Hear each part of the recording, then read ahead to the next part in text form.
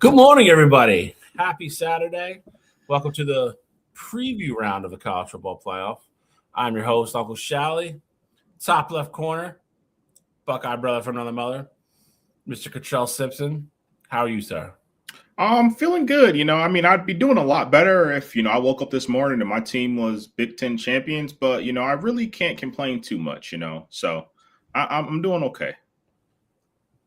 And top right corner.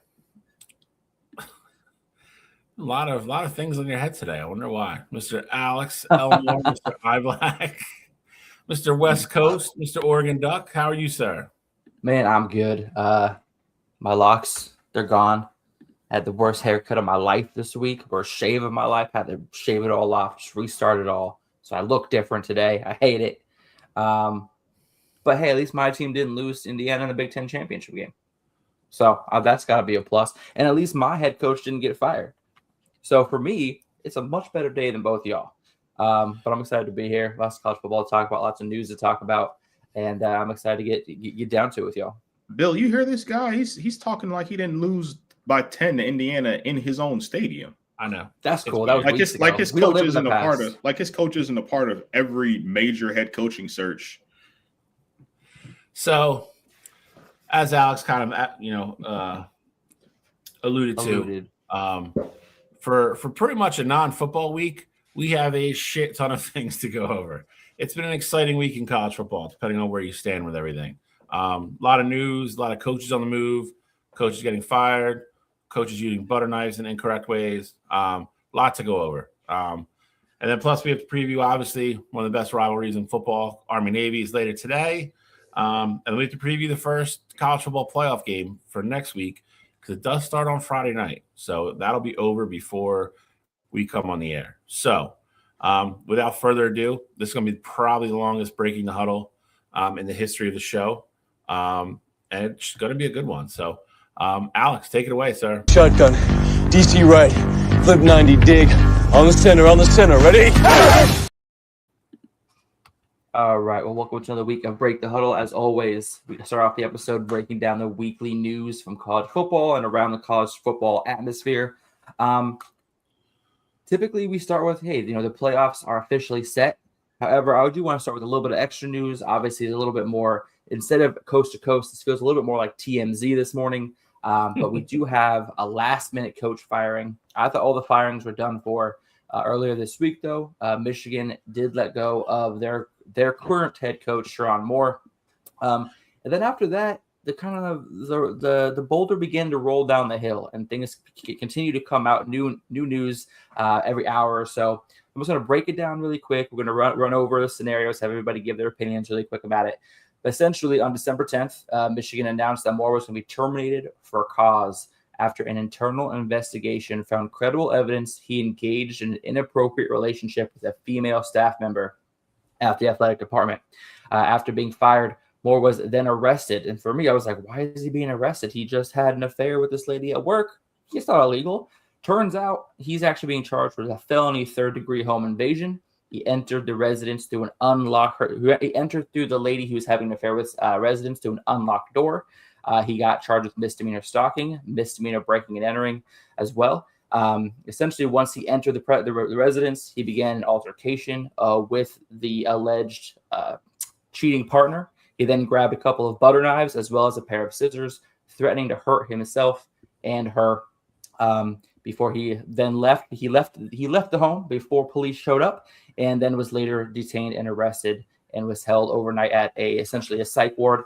And he's going to be arraigned. He paid $25,000 in bail, and his next court date is January 22nd, 2026. But I tell you what, my friends, talk about a day. You wake up with one of the best college football coaching jobs in the country, making $5 million a year. You end the day in handcuffs, lost job, possibly lost family. What's your guys' opinion, Bill? I'm sure you have the most opinions about this. So please tell me what you're thinking. I mean, listen, I don't know the man personally, obviously. I can only go by, what people have said about him. And, they asked Harbaugh about it yesterday, and, he seemed, quite honestly, a little bit.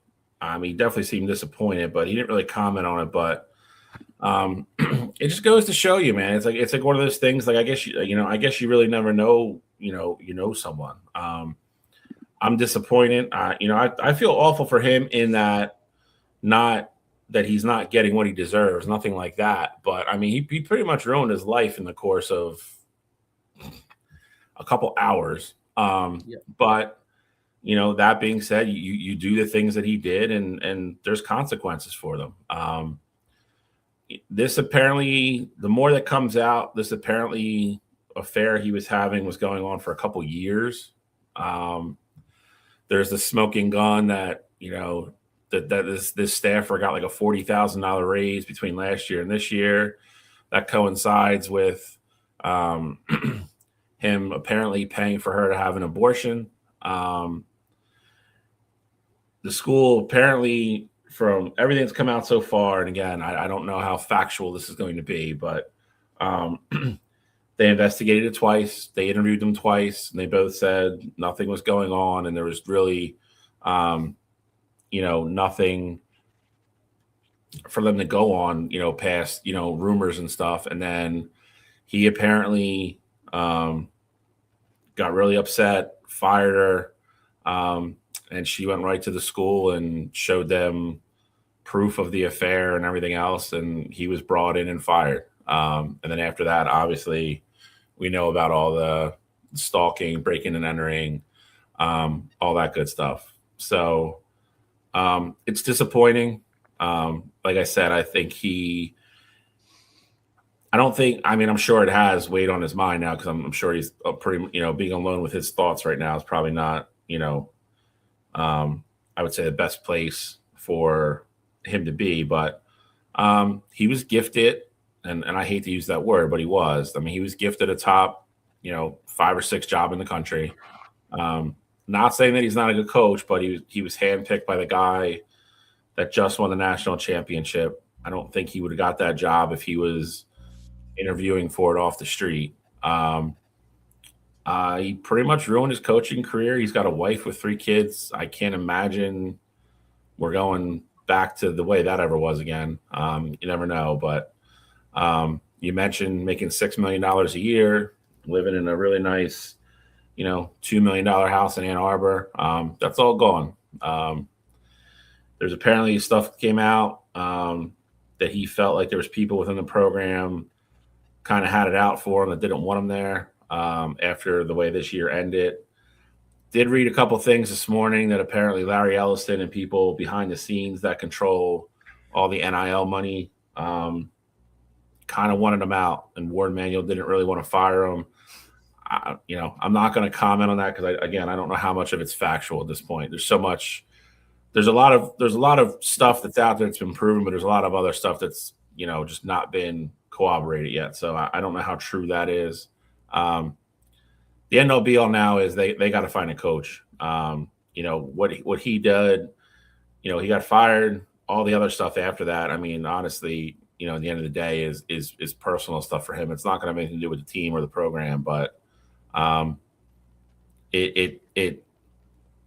would say it sucks to watch someone who's only 39. And, again, I don't know how long his tenure at Michigan would have lasted if, they didn't get better and kind of get back over the hump again. But to watch somebody be in that profession and kind of blow their life up in the matter of, like I said, a couple hours is a little surreal. Again, totally warranted. I don't have an issue with anything that's happened so far. I said that on Wednesday before, but it's unfortunate, but the team's got to move on. The biggest thing they have to do now is they have to hire a big name coach, which looks like it's really, really trending one direction. And they got to keep kids on campus to keep the class together. And if they do that, I think they're fine. But in regards to Strom Moore, sad, tragic, but at the same time, it's kind of really hard to even defend him in the littlest bit. It's all self-inflicted. Control, what are you thinking? What are your opinions on this? Yeah, so I mean, I think a big part of it is that you have obviously the situation with Sharon. He got fired. I think there's two pieces of it that I kind of want to touch on.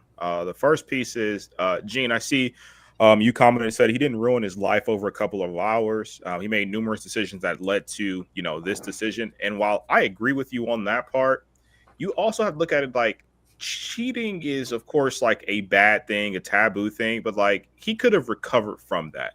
He could have had like, another job. Like I would say at that point, yes, he would look like, damaged goods and things like that, but you could have potentially saw him go on, let's say, like with the Chargers as a part of their staff as like a special assistant, or finding another job somewhere in college football next season. Right now, nobody would touch Sharon Moore with the 10-foot pole. After everything that's happened, of course, with like the whole mental episode, like that's its own separate entity in itself there, like trying to get him to figure that portion of it out. But to just see what Lindsey went towards afterwards, like I don't think before all the news that came out Wednesday of him going to her house and threatening to kill himself with the butter knives and all of that came out, it really was like a really bad affair that became public. And I don't think that's like the, death sentence for a college football coach. Like it's unfortunate and it's news and, we got to talk about it. And, it's a really bad look for him, but that's not the end of the world there. I think with everything that came out after that happened is really kind of what leads to, his future really being in question at this point, because I think it's going to take some time before anybody actually gives him a chance. And I don't know if that's ever going to happen. Well, I shouldn't say ever, but I don't know if that's going to happen at the college landscape at this point. I think he may have to go to the professional ranks, probably take a really low job and, maybe even just try and, get on with Harbaugh and kind of let some smoke blow over, the course of some years there. But right now, I just don't know if the college space would be there for him, given that this situation happened in college. Now, the other part of it that I kind of want to touch on is the Michigan angle side of things here, because the timing of it just seems very odd, whether it be, I'm not saying Michigan as a university covered anything up specifically there, but there's something along the way here that was not handled correctly, whether it be War Manuel knew about it early and, didn't tell anyone, wanting to see how the season played out, or if it was waiting for signing day, getting all the kids to sign, and then, ultimately moving on from him, or if it was just a case of, people that knew about the situation didn't take it to the people that ultimately make the decisions there. But this is something that Bill said he had been, we talked about it in our group message. Bill said that this is something that had pretty much had smoke since October. And so for it to get where it's at right now, and ultimately hearing reports that this is expanded over the course of years at this point, something wasn't done correctly there as far as the investigation to this point. And I'd be very curious to ultimately figure out, who dropped the ball in terms of this investigation. So I could shed some light on that. The first time they interviewed them was August during camp. Apparently it was, again, I think there was probably enough people. I feel like the people who have affairs always think nobody knows, and or people don't notice things and so forth and so on. And obviously there's always people who notice things. Somebody from the staff obviously went in on an anonymous level, obviously, and said, hey, I think there's something going on. They brought both of them in separately, interviewed both of them. They both said, no, there's nothing going on, works, they work together, friends, nothing more than that, blah, blah, blah. At that point, Michi even said there's not much we can go past there, because we can't go digging into people's phones and stuff because we have no reason to, off of a rumor. So apparently what tipped this even more to the scales in August or October was, which would line up with the timeline, is apparently the abortion. There's the raise and then there's the abortion. I think that kind of put the antennas back up. They interviewed both of them again in October, and they both said no. They said, he said he gave her the raise because she did a great job last year. Ward Manuel said, why did nobody else get that? And Sharon said she went above and beyond her job description, blah, blah, blah, which is She did. Yeah, kind of funny in a bad way. But that's why she got the raise she did, and she got promoted. So she did get a new job title, which came with a different pay structure. I would tell you, I'm furiously upset that people who keep stats on a clipboard, that I now know that like people that do that at these major programs making $90,000 a year. That's insane. Anyway, we can get back to that at a different day. Interviewed them again in October. Both said no. Apparently they both kind of got pissed off. Apparently they were like, I don't know who's spreading these rumors, blah, blah, blah. She's like, I have a boyfriend, blah, blah, blah. And Ward Manuel, again, had nowhere really to go. He's like, I'm recording it, but like, there's nothing I can do. The shit all hit the fan because she, when he fired her, after she broke up with him, didn't break up with him, ended the affair. Again, this is kind of what me and Cottrell were talking about. You're talking about compounding mistakes here. He then fired her. So she was like, oh, okay, you want to play it this way. She then went into the school and met with Ward Manuel and two other very high-ranking regents from the school and was like, gave her phone and was like, here's everything. And then he was literally fired that afternoon. So I get what you're saying with, signing day and all that stuff, and it doesn't look great, but apparently, and again, this is what they're saying, so we'll see when it all comes out. I told you I don't like Ward Manuel, so I won't be surprised if he's lying. I hope he is, because if he is lying, they're going to fire him too. Sounded like he was going to fire the only reason I think he's not lying about this is they met about him as well, and apparently he presented his case and had everything documented, and they were like, okay, like he did everything he was supposed to do, and that's why he's still working. So I lend credence to that he did what he was supposed to do, and he's not making up anything on this timeline. But he's still there. And then obviously they fired Sharon that afternoon. He called him in and relieved him of his duties. And then obviously we went down Butterknife Gate, and it went from there. And now we're here. So, I think that part of it is probably legit from everything that's come out so far. We'll see. But the timeline, at least right now, kind of all matches up. It is crazy, man. I tell you what, though. I mean, obviously, are you expecting any of the recruits to decommit that did commit on signing day? What about Bryce Underwood? Are we expecting him to enter the portal, or did you think this all kind of depends on who they hire? Couple of Bryce already. The only one that's left is Matt Ludwig, and he signed with Texas Tech. That was a little bit of a hurt piece. But other than that, I mean, there's a bunch of them that have come out with their parents and already said, not saying that they're 100% staying, but saying like they were here for other reasons, than just Sharon. There was one guy I saw that said like, somebody talked to Savion Eiler, and he was leaving, and he actually went on Twitter and called the guy a liar. Like, so it seems like right now everybody's staying put until at least they hire someone. And I think after that, we'll see what happens. No, Bill, you had said yesterday that you had heard some grumblings about who might be that next Michigan head coach. Why don't you tell us a little bit more about that? Everything from the people that I normally get my information from, and most of the time they're right. Everything right now, unless something changes, is pointing towards Kenny Dillingham. There's a bunch of other stuff. There's a bunch of the kids on the team that started following him. There's a couple coaches that are following him now. There was one reporter that did an interview with him a couple days ago where he said he was definitely staying. That guy's now taking that tweet down. The betting books, not that you can go strictly off of that stuff, but you can't bet on Kenny Dillingham anymore.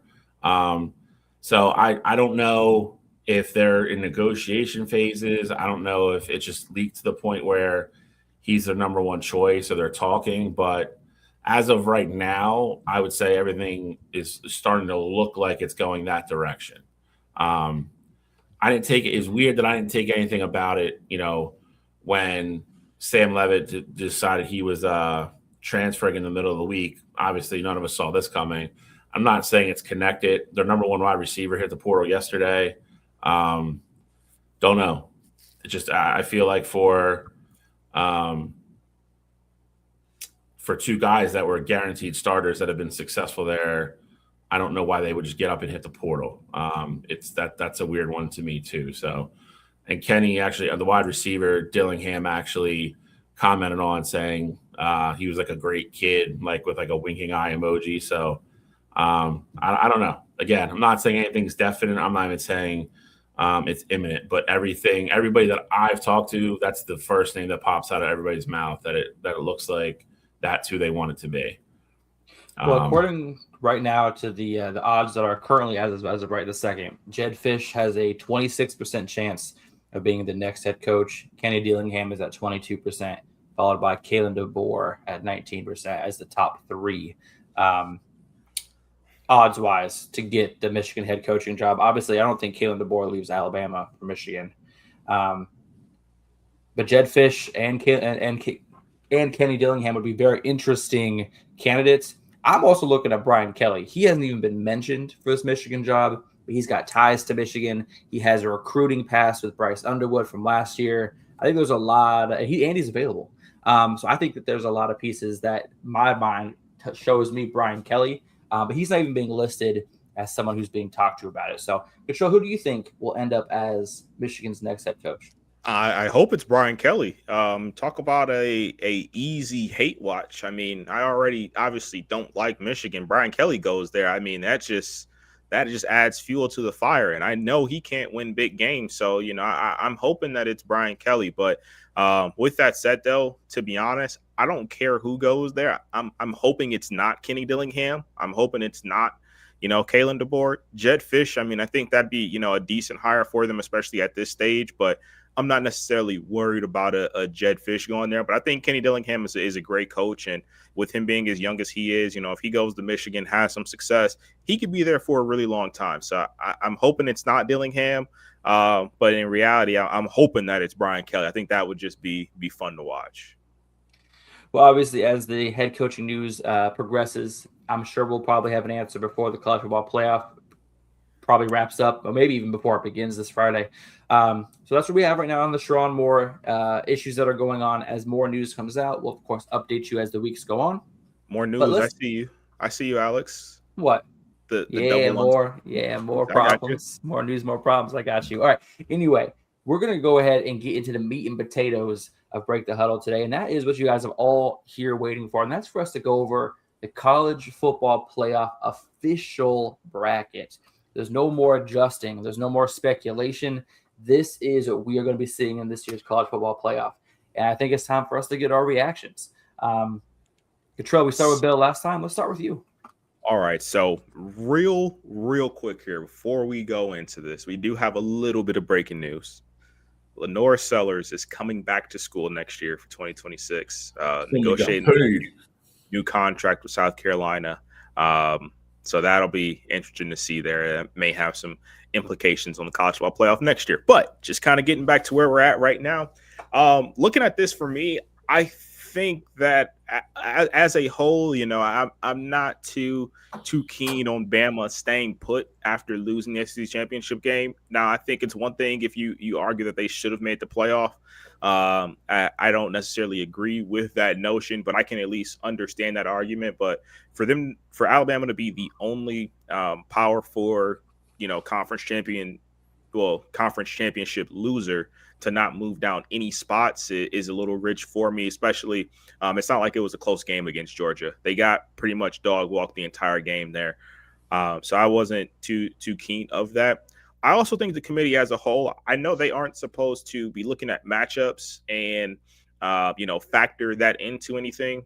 But I think we could have got a little bit more of an interesting bracket here. And if you ultimately just switch Ole Miss and Texas A&M, we've already seen the Ole Miss Tulane matchup. We saw Ole Miss blow them out at home already this season. And the following round, you'd have Ole Miss versus Georgia, which, again, we've already seen that matchup there as well. And I know they're not supposed to tailor matchups to avoid rematches and things like that, but I think the argument could be made that A&M deserves to be on the 6th line and Ole Miss should be behind them, just kind of, figuring that Lane Kiffin is no longer there. But I think that would have made things a little bit more exciting. Not necessarily saying that, Tulane would have had a better shot to beat A&M. But if you can avoid rematches, I feel like that would have been more ideal there. But as a whole, though, I think the committee did an okay job, and I'm glad they finally righted the ship with the whole Miami and Notre Dame situation. I can't believe I'm going to stand up for Notre Dame here. But I agree with you. They got it right with Miami over Notre Dame. I don't think Notre Dame should have got it pushed out over Alabama. I agree with Cottrell. 3-loss. Only Power 4 team to get in after missing out before. I feel like this is a forgive me gift. I hate that 2 of the first round matchups are probably going to be blowouts. I'm not mad that James Madison got in. I'm not mad that Tulane got in because I think they deserved to got in based upon the criteria they were given. They did what they were supposed to do. I mean, James Madison's a 1-loss team. But I mean, do I think it's great? I think it's a once in a lifetime thing for James Madison to travel to Oregon and play in that stadium and be in the college football playoff. I love the story. They're also going to get their asses kicked. And would I rather see Notre Dame travel to Oregon and watch that game? Yeah, that would be, a lot more fun and a way more competitive game. I'm sure Alex loves the bye, but at the same time, we've been arguing all year for consistency, especially me. I've been banging on the soapbox, and we finally got it. So again, I'm not complaining. My only gripe is Alabama and Notre Dame, but Alabama Oklahoma is a great game. I think Miami Texas A&M is a great game, and then we go from there. But feel like Alex, I don't know what's going on, man. You guys can't buy a good draw if you try to here. I love this draw. I do. I absolutely love this draw. Obviously, I think James Madison's a great team, and I think that they could put up a fight at Autzen. Not saying they're going to win. I do think it's going to be a blow. I think Oregon covers that game. Obviously, we'll preview that next week before it airs.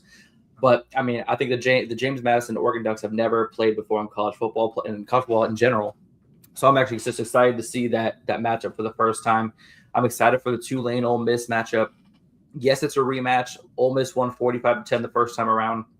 You also got to remember, this is a different Tulane team. Tulane was splitting reps at quarterback the first half of the year. So Jake Retzlaff was actually splitting time with Brendan Sullivan from Iowa from last year. And they both, I think Sullivan was 5 for 12 that game, and Retzlaff was 5 for 17. So Ole Miss's defense definitely had their number. But now we're looking at a Tulane team that for the last 6 weeks has had a steady, only one starting quarterback in Jake Retzlaff. He's finally got the momentum going. They made the college football playoff. I think he's going to make some noise. I think being the only quarterback under center against Ole Miss will allow him to get some rhythm. I think that game's going to be a lot better, especially with Ole Miss losing Lane Kiffin, not having a real head coach. Well, actually, I guess their head coach, their interim is their head coach. But I just think it's the perfect storm for Tulane to make a case for why the group of 5 teams should always be in the college football playoff. I think Tulane makes that message against Ole Miss. But I also agree with what you say as far as A&M, Miami, Alabama, Oklahoma being the best games of the first round. It's crazy to see that Oklahoma beat Alabama in the regular season matchup. They're now playing at Oklahoma, and Alabama is still a 1.5 favorite going into the game. So there's a lot of variables in this first round that I'm excited to watch. Do you guys just want to go through really quick and do the college football playoff, or you guys want to do that next week? I mean, I'm down. I'm down to do that. I will say though, the one part of this entire thing, and it's not specifically you guys, but the one part of this that annoys me is that we talk about Tulane or James Madison, and you just brought it up, Alex. Tulane. You think Tulane's going to show why Group of 5 should be included in these matchups, which I agree. I mean, I think they absolutely should be a part of this. But if Oklahoma goes out, and even if it's a close game, if they go out and beat Alabama, we're gonna never talk about Alabama shouldn't have made, we're gonna talk about it now in the sense of Alabama shouldn't have made the playoff or things like that. But we're not going to talk about, oh, well, we saw that regular season matchup already. They already had 3 losses. Like, we should never put in a 3-loss, Power 4 school. The only conversation that we're going to have is if James Madison loses by a lot or if Tulane loses by a lot. And, we're going to say that those schools don't deserve to be in the playoff. And so for me, I think that is the one thing that will annoy me this weekend. I think, Bama has plenty of opportunity to actually win that football game. So, I'm not just saying it's going to be an Oklahoma runaway, but we're going to completely gloss over the fact that, Bama's argument of being here is essentially, you're not punishing teams for losing their conference championship game when quite literally every other conference championship loser you got punished from losing the game. So just kind of one thing I wanted to throw out there, because I do think that the small schools are going to get shit on, really without reason.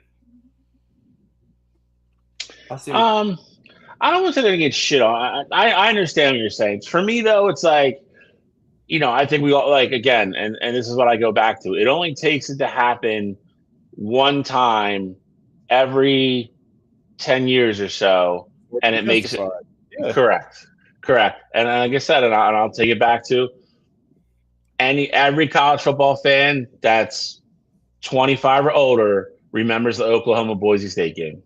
Everybody remembers it. So if I get that once every 10 years, I'm gold. That means again, it could be any one of our 3 teams. It could be anybody, so it's, again, they use the word deserving when they place these teams all the time. And again, when you're telling these teams you have to do A, B, C, X, Y, and Z, and they do all of them, then yeah, they deserve to get in. That's the rules you set up. That's the criteria that you say has to be met. And it was a weird year, obviously, with the ACC. Again, we all sat here at the beginning of the year and thought, I had Clemson in my Final Four. I think everybody else had them in their top 10. Like, ACC just crumbled this year, and you can't predict that at week 1. You know what I mean? So, and again, that's why I hate week 1 rankings. You just never know. And here we are. And again, I hope Tulane goes out and gives Ole Miss everything. I hope. I'm not rooting against Oregon by any means, but I hope James Madison keeps that game close. I do. I hope it's a good game. I really do. And I do for this reason, because then there's not, to Cottrell's point, there's not the anxiety of putting these teams in anymore. And it's like, cool, you know what? Tulane's a 2-loss, group of 5 team, and Boise State played pretty well last year. They were just Penn State was just too big for them. But they didn't get I didn't get railroaded, but I think we just have to keep everything in focus and take everything for what it is and go year to year. You might have an undefeated ACC team next year. So, we would probably only get one of these teams. I know we're going to talk about Notre Dame in a second, which is a whole nother, just discussion in its own right, which I think is going to be very interesting. But I love it. I love that they're both in. I hope at least one of them plays well. Well, here's my question for you, Bill. As far as when it comes to the ACC specifically, do you think that if Virginia had found a way to win the ACC championship, Miami would have still gotten in? Or do you feel like the committee possibly jumped Notre Dame with Miami in order to make sure the ACC wasn't left out? I will say this. I don't. Cashel, feel free to answer too, buddy. I don't know. I don't think you could have argued it if they did it. Did they play each other head to head? Who? No. Miami and Virginia. No, they didn't play each other head to head. I think that's a good point, Alex. I think that regardless, I think it would have depended on how everything kind of shook out in the rankings there. As soon as the commissioner basically came out and the commissioner or the committee came out and said that, idle teams can get moved, like essentially teams that aren't playing can, move up and down. Like for me, I thought that was dead giveaway that Miami can jump Notre Dame if they are right next to each other on that line. So I think the interesting part would have been how high would they have moved Virginia up in the rankings after winning the ACC championship. Now, with that said, I do still think with BYU losing and Bama also losing, you probably fall into a situation where Notre Dame and Miami are right there next to each other, and Miami probably still gets that nod because of that head-to-head matchup.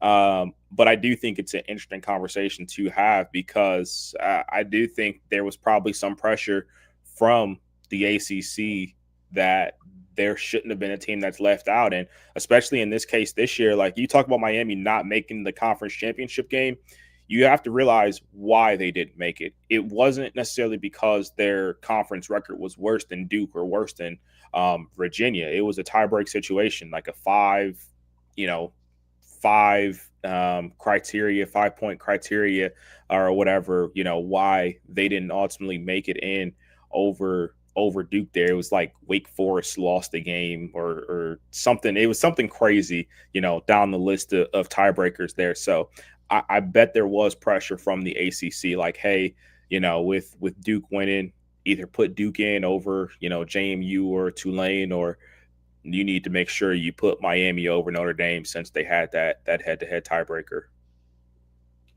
That makes sense. Bill, you have any final thoughts on the whole ACC Miami Virginia debacle? Notre Dame. No, I mean, I think it was a debacle. I mean, I think if Virginia would have won that game, I think it would have been another whole set of. I think that would have complicated some things other places, kind of like Cottrell said. I don't know if you could move them all the way up in front of Miami, but then again, I mean, they are the conference champs. I don't know. I don't know. I think Duke winning made it really easy on the committee in some senses because you're not putting a 5-loss team in. So that really took a lot of pressure off. I think the only thing they knew they were going to do at that point was Miami was going to pass Notre Dame, and that's what everybody was calling for anyway. So it really just left what they were going to do with Alabama. And again, I don't think a 5-loss conference champion is going to be the norm for anybody. So I don't think we're going to run into that again next year either. Well, since we're kind of on the topic of Notre Dame, obviously Notre Dame got passed up by Miami, missing the college football playoff this year. They were then selected for, I forgot what bowl it was, but it was going to be up against what was it, BYU or was it BYU Pop-Tart Bowl? Yes, it was going to be BYU and Notre Dame, essentially the top two teams that did not get into the college football playoff are going to face off with each other. Excuse me. Notre Dame then decided to opt out of the bowl season altogether, essentially saying, you know what, we don't get to be in the college football playoff, we're taking our ball and going home. And that kind of started a little bit of a tailspin. A bunch of teams ended up dropping. I actually have a list of those teams. These are the teams so far that have opted out of bowl games. I guess now that the matchups are official and finalized, this would be the only teams that dropped out. But what's going on, guys? I mean, bowl games used to be what you played the college football season for. It wasn't about winning a national championship. It didn't matter if you're going to the Pop-Tart Bowl. That's still money for your school. It's still an extra game of football you get to play in the season for your fans, for your players, for development. Like, I think this is absolutely Bush League to essentially – now, again, some of these teams aren't in the same situation as Notre Dame and BYU are in. But for Notre Dame to opt out of a bowl game just because they didn't get in the college football playoff is absolutely – it's Bush League is what it is. That's what I'm saying. So here's the thing, though. With some of these schools, like obviously Notre Dame doesn't necessarily get that pass, but for some of these schools here, like you look at Auburn, you look at Iowa State, they don't have a head coach right now. So while, yes, playing bowl games are important, and, we've gone through plenty of years in the past where teams that lost their head coach played in bowl games, I can at least understand why, those teams don't necessarily want to, like, they want to get their program together. They know there's going to be a ton of kids probably leaving the program, a ton of kids coming in with how the transfer portal is and things like that. The other piece of this is that the reason why you have some of these teams here as well, like Auburn is another, I can use them as an example again here. Auburn is a 5-win football team, and they weren't actually bowl eligible. The reason why they had to opt out in the first place is because teams other teams had opted out and they were kind of the next ones in line. And you have to realize that at this point in the year, like with football season kind of being over, some of those kids are off campus. Some of those kids have not been working out. Like this is essentially their dead period. They thought their season was over. Like you have kids that, could have been home at this point. So I do think there's a lot of moving pieces with that as well. Like you basically have like a week and a half off of practice, and you have players that ultimately have decided already that they're going to hit the portal, or basically making their moves for next season as a whole. There, I think that also plays a big part in it as well. Like I think it'll be different if all of these teams were 6-win football teams. Like Florida State is another one. They were a 5-win football team this year as well. And they ultimately opted out. So if you're a 6-win or more team and you earn that right to play in a bowl game and you opt out, I do agree with you. I do think it's kind of Bush League, or, just taking your ball, going home essentially. But I can also understand it if you have that coach, your head coach leave, or you got a lot of moving parts of that.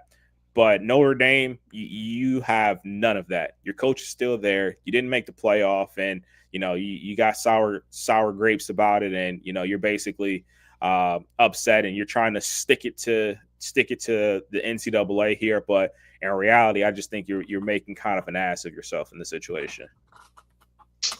I'm going to be a little more strict than this because I don't think there's an excuse for any of it. All these colleges, all they do is ever bitch about money. They want this, they want that. Well, go play in the bowl game and get your money. I don't want to hear about coaching. We're about to play in a New Year's Day bowl with no coach, so we're not opting out. Like that. That's not an excuse for me. There's somebody on the staff that's eligible, that's been around football long enough to coach a team for 2 weeks and coach them in a bowl game, which really doesn't matter unless you're in the college football playoff. Notre Dame thing, I think, is a joke. And the more I'm hearing about it, there's a lot of stuff starting to leak out of that program that they didn't even decide to do that. The AD was so pissed off they didn't get in the playoff that he made the decision without even talking to Marcus Freeman. The players are pissed because they wanted to play regardless.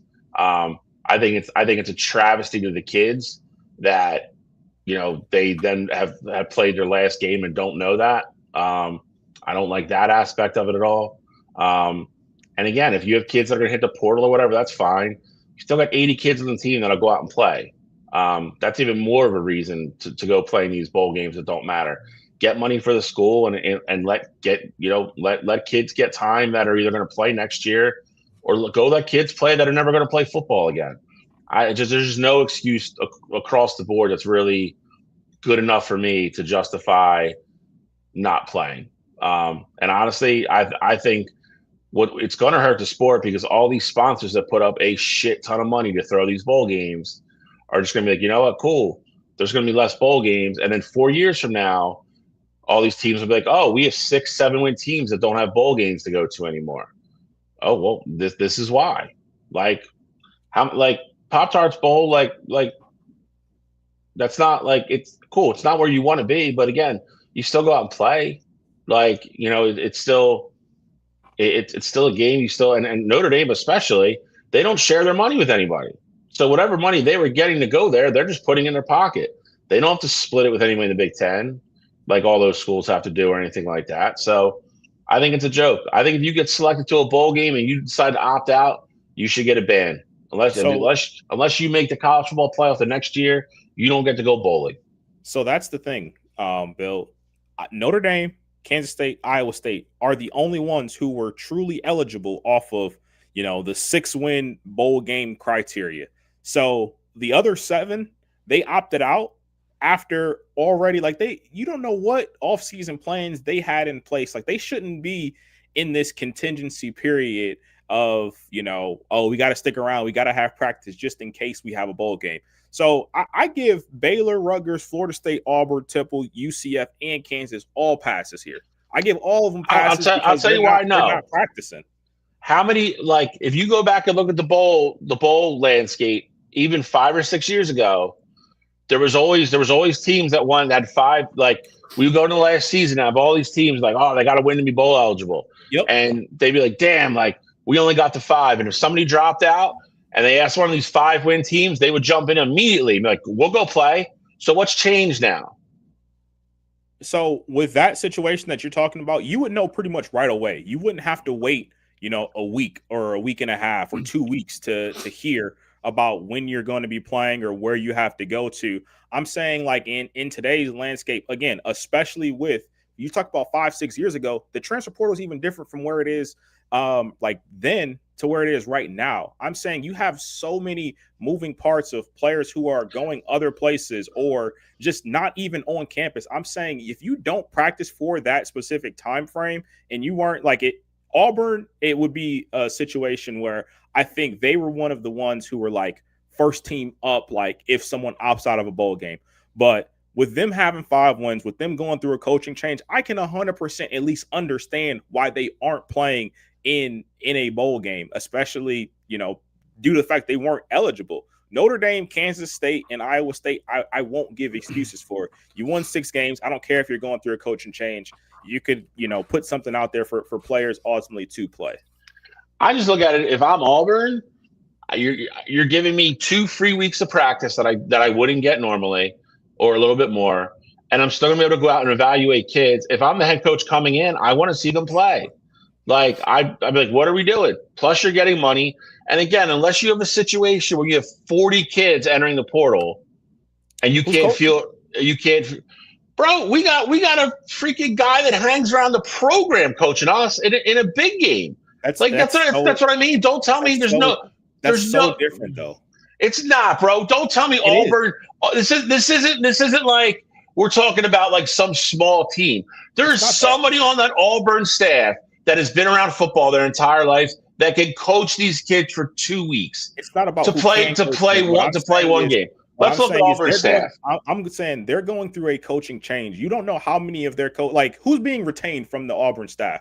Like if you're a new coach coming in, what good does it do? And if you're on the current Auburn staff who's, ultimately moving on somewhere else where you can go be recruiting other places, or you can go, start just being around the program that you're going to moving forward. Why would you coach in this case, a meaningless bowl game when there's a new staff coming in anyway? You don't gain anything from playing in that bowl game if you're 5-7 Auburn, in my opinion. It would be one thing if you. That's where I would disagree. Michigan is a completely different story because you don't even know who your next head coach is right now. So this could be an opportunity to audition to keep your job moving forward here. Like you talk about a guy who's been around. That would be the same thing in Auburn. It's not, because they could already have their staff set, is what I'm saying. Auburn has already picked a head coach. You don't know if he's bringing everybody with him from. Who'd they get? They get the North Texas coach. I don't actually remember, because I know Summerall is going to Florida. I think Auburn got North Texas head coach, but you don't know what staff he's already bringing in. If he's bringing in a completely new staff, then this is essentially a dead game for them. Like you're gaining nothing from coaching in this football game. Like I'm looking at their coaches right now, dude. There's like DJ Durkin, like coach in the Big Ten. Like is he gonna be coaching at Auburn next year? He's still listed on the directory, and they've updated it because their new head coach is on there. So you can't say for sure, and I can't say for sure. All I'm saying is this page has been updated because their new head coach is on there, and DJ Durkin is still listed as a defensive coordinator. He's coached at big schools. He was the head coach at Maryland for a while. Like, again, I'm not saying you need to bring in your new head coach or whatever. There is definitely an assistant coach that's either going to stay or go in. And again, I would do it if I'm a new coach. I would send somebody or do it myself if I'm not coaching my old team in a bowl. I'm getting 2 free weeks of practice with the kids. And then I'm also letting the kids go out and play and let them audition for next year and know what's going on. Like, there's no way I'm giving up a free game. Plus, we're making money. That whole excuse to me just sucks. Like, if everybody's just going to be like, you know what, I didn't make a good bowl game, or I didn't make the college football playoff, where it's not going to go. That's fine, but then don't, like 3 years from now when there's only 10 other bowl games and it's all taken up by the Power 5 schools. You already had a couple bowl people already say that they're not coming back next year. They've already lost 3 or 4 bowl games for next year. The Gronk Bowl just canceled, 2 days ago, the LA Bowl? Gronk, the other Pop-Tarts said they're not sure what they're doing. And there was another decent size one that said they're not doing it next year. So, like, you're already down 3. Like, so again, now these teams are now dictating a team that might be a 7-win team next year, because eventually that's what we'll get to. Because again, these bowls are about making their money back. If they have a chance to get a big team that don't make it next year, is what you're saying. We're going to get there. We're going to get there sooner than you think.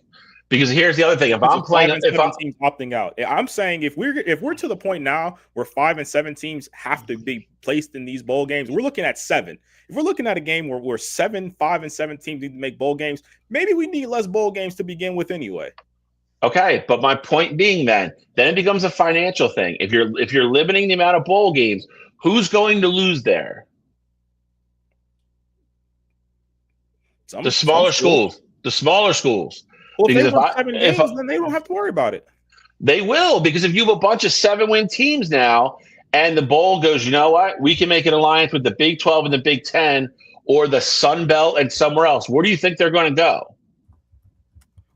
I'm saying you're talking about 7-win. You're talking about 7-win football teams. We're 2 games. We're 2 games off of that. Like, I think that is a reach in a high regard at this point. Especially, I just think with the playoffs are going to be schools expanding down the line here as well. Like, we're going to get away from 12 teams. Like, that's a joke too, but that's not a whole discussion. I mean, I don't disagree with you. I'm just saying that I think that if you get to the point where 7-win teams aren't making bowl games, then I think you have a problem on your hands. But in a situation right now where you have 5 and 7 football teams opting out of bowl games, that maybe the product is getting watered down anyway. Like, why aren't we having that discussion? Because these games are always created so these teams could go play another game. Like, that's what I mean. Like, you look at Temple, like, don't tell me Temple can't benefit from going to play another football game. Like, sorry. Like, Notre Dame, Kansas State, and Iowa State, you don't make the playoff next year, you're not eligible for a bowl. And you'll get rid of all this real quick. Like, that's the thing. These are the guidelines that were set up in agreements that were made with all these things. And now the teams are just like, we're just not going. Like, and there's nobody that can make them go. So, like, again, you're either going to start losing bowl games, or there's got to be some sort of punishment on the other side. If you qualify, and this isn't also this, like, we can't go there either. Like, it's always been a rule that if we don't have enough 6-win teams and 5-win teams want to go, they can go. This wouldn't be the first year there's a 5-win team going to a bowl game. It's happened numerous times, years. Not 7. Like 6 and 5. Also, I mean, I also look at it too. Like, you talk about the smaller schools. Well, Temple is the only smaller school that's on this list here. If anything, the smaller schools are benefiting from this right now. Look at a team like that went 5 and 7. I know Kent State went 5 and 7. If they come calling Kent about opting into a bowl game, they're probably going to say, hell yeah, we're doing that. This is going to cover the cost of our athletic department for the rest of the year. So if anything, I think the smaller schools are actually benefiting from this, that these bigger programs are at 5 and 7 and they're opting out of bowl games. So I disagree with that part of it as well. Well, here's what I can say. The Big 12 has officially fined Kansas State and Iowa State each $500,000 apiece for opting out of the bowl games. It does look like they're only finding Kansas State and Iowa State, as they were the only actually bowl eligible teams. So they were the only ones, as far as what I've been able to find, that have been fined. I definitely see what you're saying though. Like, so, hey, if your team wasn't intending on, even making a bowl, and then all of a sudden last minute you get an invite, like, you could have guys, already out of the building, transfer portal, injuries. I know Kansas State, their coach is retiring at the end of the year, and they had a 2-hour team meeting to which they talked about what practice would look like, and with the injuries and players opting out, they didn't have enough players to safely field a team that could compete. Is essentially what Kansas State came out and said, that they didn't have the correct number of guys to compete safely. Avery in the portal, Alex? Probably. But I honestly don't know. I know he's got 1 year of eligibility left, maybe 2 years. I don't know where. I don't know. That's a great question. We're gonna have to keep an eye on that for sure. But I just think this is absolutely crazy. I know that I said the money that that each bowl game brings in, I think is worth it to participate and play, give your fans another chance to watch your team play, progress the young guys, give them an opportunity to play. What Kenny Dillingham said that he would allow any player of his that enter the transfer portal to play in Arizona State's bowl game to give them more tape. So I mean, there's multiple ways to go about this, and I feel like opting out is not the way to go. It's not the way to improve college football, improve your team, or anything like that. We could spend a lot of time talking about this. We originally got on this topic because of Notre Dame. Obviously, Notre Dame did not get invited to the college football playoff. They were the first kind of domino to start with opting out of bowl games. And then since that's happened, there's been even further news with Notre Dame agreeing with the NCAA that essentially if they are in the top 12, like they were this year, they are guaranteed a guaranteed playoff spot. So this year, obviously, Miami passed them, dropped Notre Dame to 11th or 12th, whatever it was. And then the group of 5 champion was able to bump them out because they were a conference champion. Notre Dame now has an agreement to where if they're in the top 12, no matter what, they're in the college football playoff. What do you guys think when you guys hear that? I mean, I think it's wild, but I also think that it was like looking into that aspect of it a little bit more. This deal was already in place, so it almost felt like Notre Dame knew that this would be something that could potentially happen down the line. I also think that if you're the NCAA, Notre Dame really isn't. I mean, I get it. They have a big fan base and they have a big following and, they bring viewership and things like that. But nothing Notre Dame does is really benefiting you. So I don't know why you would make these special concessions for them to have this automatic spot. Like if I was the NCAA, I would say, hey, if you want a guaranteed spot, go join the playoff. Especially considering that, we talked about the criteria of the college football playoff being, one of the factors is winning a conference championship. So you're big on winning a conference championship. You're big on that being an automatic spot. Just being in the top 12, that feels a little, I don't know. It rubs me the wrong way, especially given the fact that Notre Dame is probably going to always start off in the preseason poll as a top 10 team. And especially with the way their schedules have looked as of late, I mean, what's to stop them from canceling every big time, out of conference matchup? We see them go 11-1, 12-0 with a weak schedule.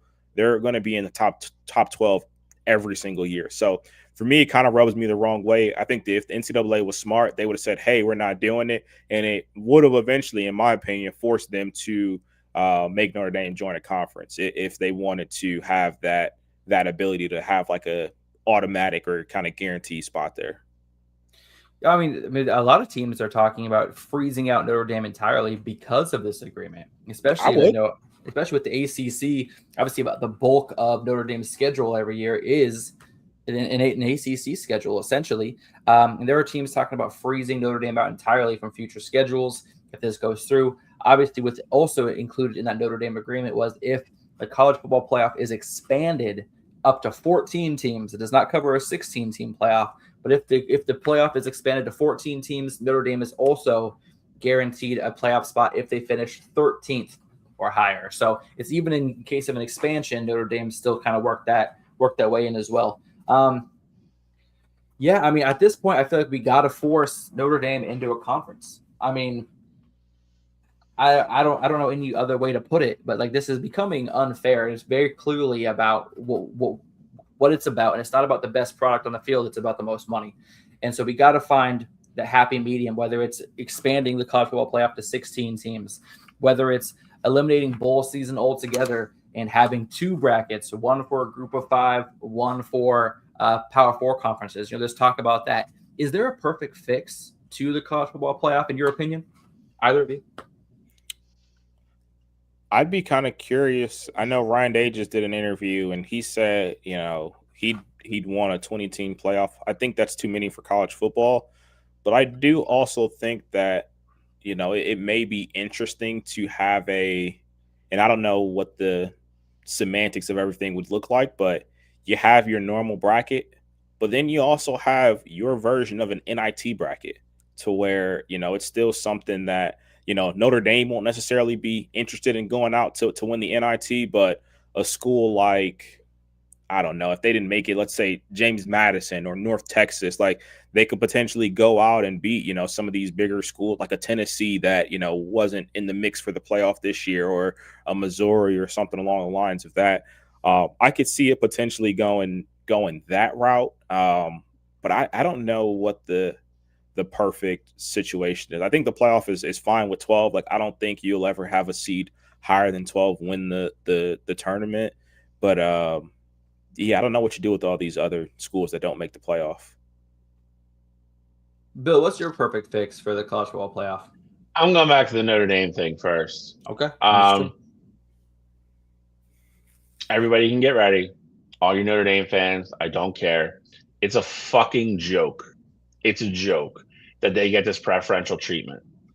The biggest problem is this has been let to go on for too long as it is, and now we're here. I hope all these schools freeze them out. I hope every single big school goes, you know what? We're not scheduling them. Because to Cottrell's point, they might go 11-1 every year. But if they go 11-1 and they're playing group of 5 teams all year, they're not going to get in. That's the easiest way to do it. You just rank them based upon what they've done. And if you're going to play Army and Navy all year, then you don't deserve to get in. We don't know how good you are. That's the easy solution to that. They want their cake and eat it too. They are the biggest bunch of crybaby bitches I've ever seen, and this year's made it even worse. You don't want to share your money, be honest though. Like, for instance, 2 years ago, Michigan won the national championship. They had to give a piece of their money to everybody in the Big Ten. Last year, Ohio State had to do the same. Notre Dame doesn't share their money with anybody. Big Ten media rights. Guess what? That gets shared between all 16 teams equally. Notre Dame has their own TV contract because they want all their money themselves. That's fine. You know what? If that's the model you want to go with, here is our model for the college football playoff. You either adhere to it and you find a way to mold your team into it, or if you get left out, tough shit. Sorry. It's the way it's got. To Cottrell's point, there's no reason. It's not like Notre Dame is like one and everybody else is like let's be honest. Is once this college football playoff starts, is anybody gonna be sitting there crying, be like, oh my God, I can't believe Notre Dame's not in here? Like this just isn't the same without Notre Dame? No. Because Ohio State's there, Oregon's there, Alabama's there, Georgia's there. All the other big hitters are there. Nobody cares that Notre Dame's not going to be there. They're not some dominant force in college football that everybody's got to get on their knees and battle them all the time. Fuck them. Who cares? Make them join a conference and say, you know what? Join a conference. Here's the other thing. Cottrell, how many home games did you play this year? I want to say 7. 7 or 8, which is the most you're allowed to play. Guess how many Notre Dame played? 10? 9. Guess how many they're playing next year? Probably 9 again. There you go. Why can't I play 9 home games? Alex, why can't you play 9 home games at Alton? Why can't he play 9 home games at Horseshoe? You want to know why? Because your conference schedule is balanced. And you have to play the same amount of home games as you do away games. Notre Dame doesn't have that. Notre Dame's, oh, you want to play us? Okay, yeah, cool. You can come to South Bend. We'll play you there. And the schools go, okay. 9 home games. And I'll tell you right now, look at their schedule for next year. It's worse than it was this year. It's a joke. They're playing teams like Rice next year. You have all the academies. You have USC. And I think North Carolina is their second best game. And who knows what the hell is going to happen with that program between now and then. They're all sitting there screaming at each other. So, enough. You hold all the cards. You hold all the power. If you do not play, if you don't join the conference, and you can pick whichever one you want, join the SEC, join the Big Ten, or join the ACC fully, and play a real schedule where you have to play Miami, not just play Cal, Stanford, and whoever. Play a rotating schedule like everybody else has to do, and then you know what? You'll get the same benefits of all the other teams that are eligible for the college football playoff. They don't need to be there. Just somebody has to have the balls to stand up and say it. It's really that simple. Again, Their schedule might be a little bit better next year, Bill. Now that I'm actually fully looking at it. Yeah, they got Miami. They got Syracuse. As long as Angeli is healthy, I think that's a great game. I wasn't even going that route. They got Wisconsin, Michigan State, and I get it. They both have sucked. I understand that, but Michigan State, half their teams in the portal. Who else? Miami, SMU, who's losing everybody again. Miami's not going to be as good as they were this year. They're not. SMU and USC. I mean, I think those are two games that are better. Well, the SMU game is better than I'd say probably 85% of their schedule this year. Where's that game at? Well, you know where it's at. That's not. What time of year is it at? Who cares? It does matter. If it's in December, it's not a game. If it's in November, it's not a game. It's cold. SMU gets shits the bed in the cold. If it's in July or not July, if it's in August, SMU it hasn't been scheduled yet. Basically, that'll be one of their ACC games though, so it could be in the fall.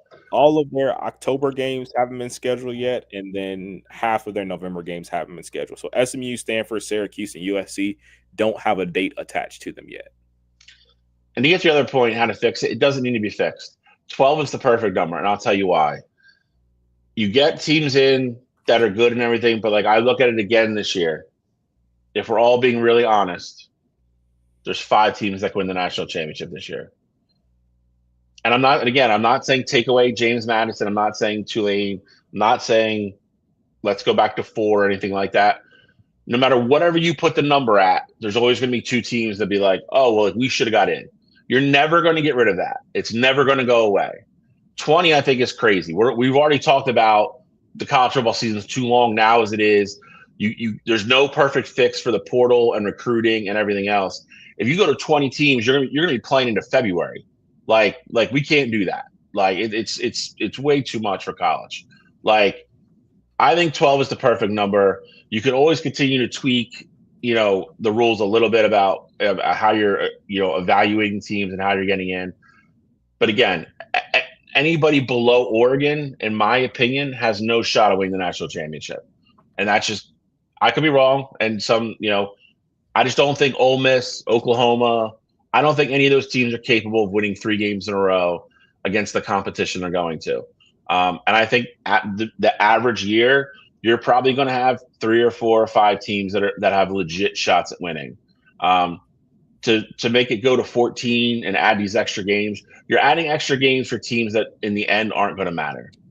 And that's just my opinion. I think 12, I didn't hate it at 4, but again, if you look at this year and you go to 4, it would be criminal to say that Oregon didn't deserve to make the playoff this year. You can make a strong case for Ole Miss before Lane probably left. Like you could say, hey, those teams should at least have a shot to play. So I think 12 is the perfect number. I think they should leave it at 12. Don't move it from 12. And sure as fuck, don't make special rules for Notre Dame. That is just awful. Yeah, it's hard to get behind when you benefit the one team or one of the 2 teams that refuses to join a conference.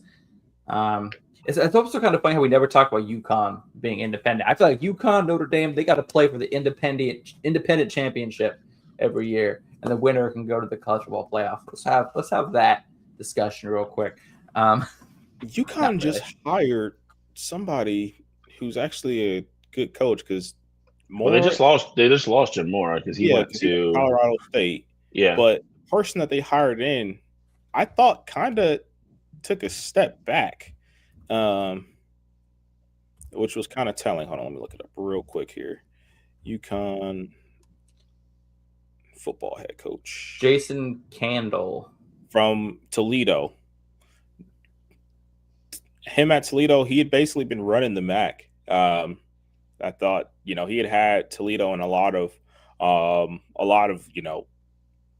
I'd say 10-win, 9-win seasons. And he was a guy who had been coming up in conversations for big time OC jobs. Like, yeah, he was a name that he was a finalist for the Michigan State job. So for me, I'm thinking like, if you're in the discussion of places like Michigan State, UConn doesn't really, fit in that realm to me. So was very interested to see him ultimately decide to go to UConn. See, if I was them, I'd be like, you know what, Notre Dame, you make your schedule however you want every year. You're not allowed to have more than 8 home games like anybody else. And if your strength of schedule and strength of record don't fall within a certain number, come the final week, you're not eligible. And then watch what happens. The only thing I don't like about that, about how when it ends, is like, for example, if you schedule Clemson at the beginning of the year, you anticipated Clemson being one of those top tier teams. Their season completely fell off, which would lower your schedule. So you can help other teams, but unless that happened 4 or 5 times in the same year, it shouldn't affect them that much. But it gets rid of them being like, you know what? We're going to play Rice. We're going to play Army and Navy every year. All these teams like that. It makes them get rid of them, because then if you're scheduling Ohio State, Michigan, and Clemson, as long as Ohio State and Michigan and say Oregon are what they're supposed to be, Clemson falling apart isn't going to matter that much. They'll still be there because they'd at least be playing a Big Ten-like or an SEC 10-like schedule that way. Right now, it's a joke, dude. It's a joke. Like, I'm just so over it. I can't deal with it anymore. Well, obviously, making money in schools, earning money for NIL and all that stuff we're going to change topic a little bit just as a heads up. It's a huge forefront of schools right now. Earlier this week, it came out that UNLV actually sold advertising rights on their jerseys. Let me see if I can find it. I think it was like a $30 million over 6 years. Let me see. I had it up and then I lost it. Do you think that's kind of the future of where college sports is going, as far as like selling ad space to generate revenue and all that good stuff like that? For some teams, some teams. Listen, I don't fault them for that. Again, that at least gives them a leg up to try to be competitive, or UNLV could be one of those teams that gets into the group of 5 spot one year if they can go spend some money and bring in a couple kids that really make a difference in a conference like that. You saw Utah, was it last week, made that deal with the private equity firm for $500 million. I think you're going to see it a lot. I don't blame them. And again, I think it makes college football better. I am sure somewhere down the line, one of these schools is going to make a bad deal with somebody. But, not everybody, not everybody's in the Big Ten. They don't get all the, you look at the way the revenue share is in the Big Ten. You Ohio State and Michigan and Oregon and the big schools making $100 million, in media rights before the season starts. So, that's hard to compete with if you're, a little school. And again, all they want is a shot to be better and maybe win a conference championship. And like I said, maybe once every 3 or 4 years have a shot to get into the college football playoff. I'm fine with it as long as it's not like egregious. Like if it's a patch, that's one thing. I just don't want it to turn into like Euro hockey where every player has 13 patches on and like a NASCAR car. Yes. I do not want that. That is what I do not want. Man, I do love Fig Newtons, but this advertisement sure is distracting. It says while the NCAA is weighing whether to approve jersey patches on its school's uniforms next season, UNLV is not waiting on a decision to line one up. The school will put patches on its football, men's and women's basketball, and baseball uniforms next season after it cut a 5-year, $11 million deal with Acesso Biologics. So 5 years, $11 million, expands across multiple sports, not just football, and the NCAA still has to approve it before it goes through. It is expected that they will, of course, approve that vote. This is my thing. I was very against the NBA putting like advertisements on their jerseys, but seeing how it's kind of gone through and how it's looked, because I was worried about the same thing. Like I didn't want it to turn into EuroLeague jerseys where you have 50 million logos on them, but kind of seeing how it's gone through in the NBA, I'm not going to say I don't notice them now, but they are really an afterthought. And especially at this time where, jerseys are as creative as possible. And, you look at the Oregon jersey, they have, sometimes they'll have the duck on it. They'll have, who knows? Like you get creative with things that you put on their jersey. I do think as long as you put it in a spot where it's noticeable, but it's not like overtaking the jersey. Like I still know that it's Utah, or I still know that it's UNLV. Then I'm good with it.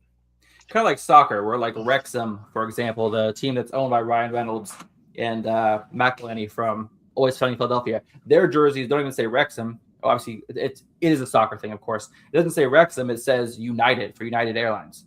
So he doesn't even say the team name on the jersey. Like I don't want to get to that point, but I agree with what you said, Cottrell. Like the NBA logos, I think those are perfect size. I think that's the perfect logo that you most soccer teams don't. Most soccer teams have their primary sponsor on the front, and they have their actual like team patches like up on the chest. Yeah, because Emirates is Manchester City. Yeah, so I mean, so it's.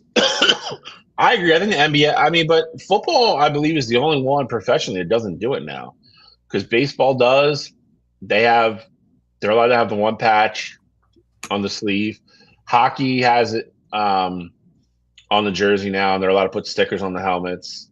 And then obviously the NBA, I think the NBA's done a good job of keeping it small, and they just have the one patch too. So, I mean, I think any way for these schools to raise revenue where it's not obviously A, illegal, or B, you don't start looking like a race car. To help them out, then I think it's fine. And just saying for future reference, we are currently not sponsored, and I will wear as many patches as necessary. If your business or company wants to sponsor our show, I will look like an ass. I'll put a tattoo on my forehead of Coca-Cola or Red Bull if that's what's necessary. Obviously, I'm just kidding, of course, but it is just funny to see the direction it's going. I am happy, though, that they are starting to expand ways schools can make money to pay the players and get money for the athletic departments. You can't always rely on donors to donate $20 million every single year. So it's nice that they're finding ways to generate income in a different way. So I'm actually totally behind it. I would be interested. Honestly, I would think, and I'll ask you guys the same question. I don't think Oregon would ever put a patch on their jersey. I mean, their biggest supporter makes their jerseys already, and with that Nike swish. So I don't think Oregon would ever partake in the advertising segment of college football. Cottrell, is there any companies that Ohio State maybe partners with in the past that you think would be able to put their patch on an Ohio State jersey sometime in the future? Well, I don't think so, but I also think the money would have to be right. Like an $11 million deal is not moving the needle at Ohio State. Yeah, UNLV obviously would, but yeah, right, absolutely. So I think I wouldn't rule it out, but I do think the money would have to be right. And with us, like obviously you guys are Nike University over there, but we're on the other hand, we're Nike's our biggest our biggest sponsor. So like Nike gives Ohio State a ton of money to do their jerseys and things like that. So I don't think, we'd be pressed for it necessarily, but I do think if the right deal came along, like if there was, if Coca-Cola came out and said, hey, we want you to have our patch on your jersey and we'll give you $50 million a year, like something along the lines of that. Like I do think it would be possible, but it'd have to be a big time brand that would move the needle for us. Bill, same question for you. Is there any team or is there any company out there that you think would maybe have the front seat into advertising on a Michigan jersey? No, because I know. Both your points. I mean, you guys are both Nike schools. I'm like, we're Jordan schools, same thing. So I don't think that company would want anybody overshadowing that logo. You know what I mean? Like, I don't. When you look at an Ohio State jersey, an Oregon jersey, or Michigan jersey, they want you to see the swoosh or the jump man. They don't want you to be looking at a patch. So for the amount of money I think it would take, like Cottrell said, somebody coming in and be like, hey, we'll give you $10 million a year to put a patch on your jersey. Nobody, that's not, you're not getting past the secretary at any of these three schools with that type of money. So, that's going to be sorry, we're not interested. You're not even going to talk to anybody. To even get into the discussion where I think anybody at a lot of these schools would even pick up the phone to call Nike, call Jumpman or whatever, and be like, hey, are you guys okay with this? It would be an astronomical number. And I think it would have to be a number again, that would even make it make sense to pick up the phone to risk upsetting that relationship to even have that conversation. So you're talking, again, our three schools have no trouble selling merch, and a lot of it all year long. And every year it's something different. I don't think anybody is looking to upset that relationship.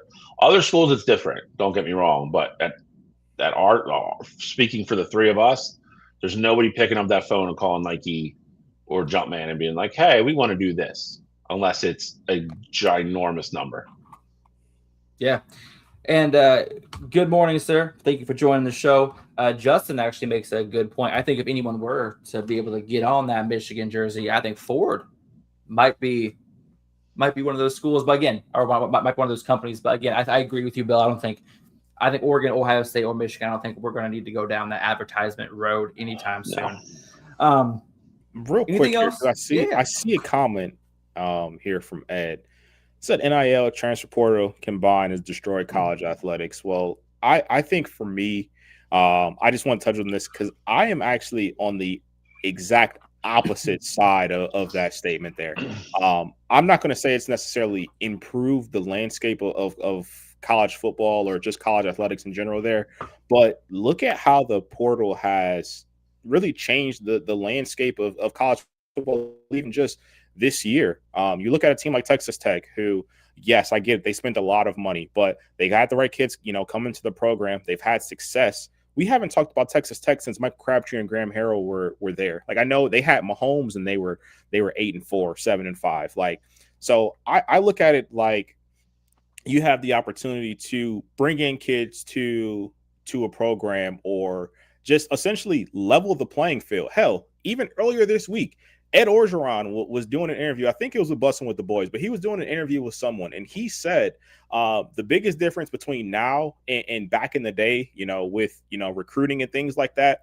Before, I would have to take my money through the back door, make sure nobody saw me and give it to these families. Now I get to walk through the front door with a smile on my face. So for me, this isn't really anything new. I think, of course, there's ways to improve NIL. There's ways to improve the transfer portal. Absolutely. But as a whole, I think the whole transfer portal NIL, I think that we've started to see more leveling of the playing field as far as the what's the word I'm looking for? You have a lot of different the parity in college football has definitely shifted since they've made this change as far as NIL and the transfer portal goes. The portal, I think, I'm somewhere in between in that. I think if NIL was being used the way that it was originally supposed to be used and not just throw money at these kids and say they're going to do this, this, and this, but you're just paying them to go to your school. Mm-hmm. And I think if the portal wasn't, I guess I would say unlimited, I think I would still be for them. I think they're both out of control now, and I've said that before. Agreed. I don't disagree with you. I think it's helped the sport obviously gain parity, and again, it allows a kid that, I think you should get one free transfer. And if you're a 4 or 5 star kid and you get somewhere and it's not what you thought it was going to be, you want to go to another power school that's going to give you a shot, I have no problem with that. But you get one free transfer. That's it. These kids that are in the portal, I think Jackson Arnold's going back in the portal again. Like, there's stuff going in the portal every year because you don't get your way. Like that I have a problem with. And then again, the NIL, and again, I think everybody on this screen, school is guilty of it. It's not what it's designed to be. It's not the originally how it was brought up and how it was going to help the athletes. Like, you're just, at this point, you're just paying kids to go to your school. And that's not what it was supposed to be. It was supposed to help the kids make money while they were there, protect their name, image, and likeness, obviously, and get a piece of, the money that the school makes off their jerseys and stuff like that. Handing Bryce Underwood $10 million over 4 years for him to sign and go there is not what it was supposed to be. So that part of it I agree with. If they both went back to, I think, moderate situations, I have no problem with either one. All right. Any thoughts, Alex? Nope. I just like hearing you guys talk about it. No. Here's the thing. When I obviously became a college football fan, you transfer, you had to sit out a year. Though I don't believe that is a necessity, I do agree that, hey, there should be a limit to how many times you can transfer. And what is it? Right now, you can transfer twice unless you lose a head coach or something like that, right? I'm not sure the exact guidelines it is. Yeah, you get essentially two free ones, or you have to lose a head coach and or graduate would be like the way to get the third transfer. So it does seem like there's a lot of loopholes to getting out of schools. So I think you should be able to transfer once. I don't think you should have to sit out a year or anything like that. And I think that there has to be some sort of repercussions with the contracts of NIL, and the money has to go back. But that's a whole other episode worth of discussion, I think, on that topic. I do kind of like the way it was, though, where you could transfer once. There was a little bit of a punishment, so you had to make sure that this was going to be the right fit for you when you moved. You had a year to learn the system, a year out of playing, and then you finally get to hit the field. But no, I mean, I think where we're at now, it's going to continue to elevate. I think it's going to kind of round itself out. I think it's going to kind of fix itself over the next couple of years. I think by 2030, we'll have a better vision of what the NCAA will look like. And I think everything will be a lot happier where things are at by that time. So give us 5 years to kind of figure it out. But we only have 30 minutes left of the show, and we have a couple things to talk about. One, we got Heisman Trophy finalists to go over and discuss, which we're going to get into next. We'll also have the preview of Army-Navy, and then we're going to preview Oklahoma-Alabama, as that game is this Friday before we come back next week. So we'll just jump right into the Heisman Trophy final. Patrol, go ahead. No, I was just going to say, I mean, I think this kind of the perfect little segue here, because 3 of the 4 guys on this graphic here who are your Heisman Trophy finalists are guys who hit the portal at some point. Mendoza hit the portal. Pavia hit the portal, Sand hit the portal. So I think that this is really the kind of perfect example of, I don't necessarily think these kids were chasing after money. I think in this case here specifically, they were chasing after opportunity. Of course, the money comes along with it. Like you go to a school, a bigger school, in Pavia's case, like you were at New Mexico State before, and you go to Vanderbilt, I'm sure you got money along with it. Saying came from Alabama, to Ohio State. I'm sure there was, money being exchanged there, but we actually didn't offer him a huge NIL package. And then with Mendoza, you being at a Group of 5 school previously, and now you're a starting quarterback, potentially a Heisman Trophy winner at Indiana. I mean, I think this is the perfect example of the transfer portal kind of benefiting, situations here. No, I agree. And again, they all did it right. I mean, Sayin became obvious he was going to sit for another year. He didn't want to. Went to the portal, went to Ohio State. And Pavia again and Mendoza just both better in your situations. Again, it's the kids that are serial transfer people that I think are what really rub people the wrong way. Like Bear Alexander. Yeah, I mean, again, Jackson Arnold's going to be one. I mean, what's your boy's name? Kid that started at USC. Miller Moss. Went to Boise, and now he's transferring out of there too. Oh, Malachi Nelson. Yeah, like enough. I think you should get one again. I think you should get one free one, and then if your coach leaves, you get another one. If not, I think you got to sit. That's always been my stance. I don't think you should get punished if your coach leaves, because again, a lot of these kids go to places. It's because they like the school, but it's also because they like the coach and the coaching staff. So if they leave, I don't think you should get punished and have to be, stuck in some contract with the school if you don't want to be there. But other than that, I mean, again, I think you got to make decisions and go compete. I think just constantly moving around schools because you don't like the way something goes. I don't agree with that part of it. But these 4 are your finalists. Jeremiah Love, stud running back, Notre Dame. Fernando Mendoza, again, quarterback for Indiana, number 1 team in the country. Diego Pavia, probably the feel-good story out of the 4 of these. Has just absolutely led the resurgence at Vanderbilt the last 2 years.